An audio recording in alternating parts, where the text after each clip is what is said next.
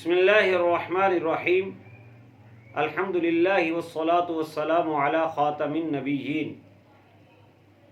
عن ابی ہریرہ رضی اللہ تعالی عنہ ان رسول اللہ صلی اللہ تعالی علیہ وسلم قال ان مثلی ومثل الانبیاء من قبلی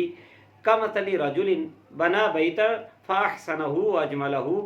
الا موضع لبنة من زاویة فجعل الناس يطوفون به ويعجبون له ويقولون هل وضعت هذه اللبنة قال فأنا اللبنة وأنا خاتم النبيين۔ نبی کریم صلی اللہ تعالی علیہ وسلم کا یہ ارشاد مبارک بخاری شریف کی حدیث نمبر 3535 ہے، جس کا مفہوم یہ ہے کہ نبی کریم صلی اللہ تعالی علیہ وسلم فرماتے ہیں کہ بے شک میری اور مجھ سے پہلے انبیاء کی مثال ایسے ہی ہے جیسے ایک شخص نے گھر بنایا، اس کو بڑا حسین اور جمیل بنایا، سوائے ایک کونے میں ایک اینٹ کی جگہ کے باقی سارا گھر مکمل تھا۔ لوگ اس گھر کے اندر جاتے ہیں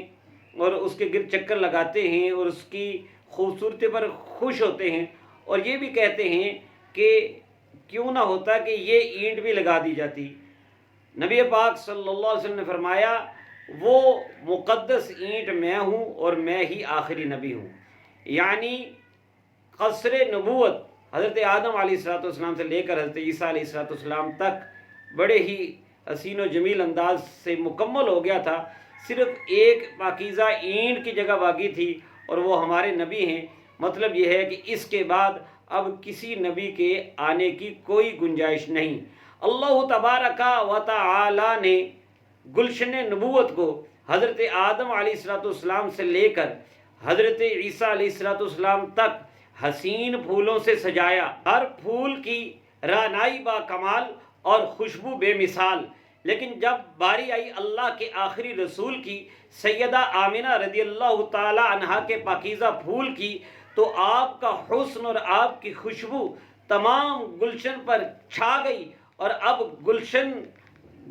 نبوت مکمل ہو گیا۔ اب اس میں کسی اور پھول کی کیا، کسی گنچے کے بھی چٹکنے کی گنجائش باقی نہ رہی، نہ رکھی گل کے جوش حسن نے گلشن میں جا باقی چٹکتا پھر کہاں گنچا کوئی باغ رسالت کا۔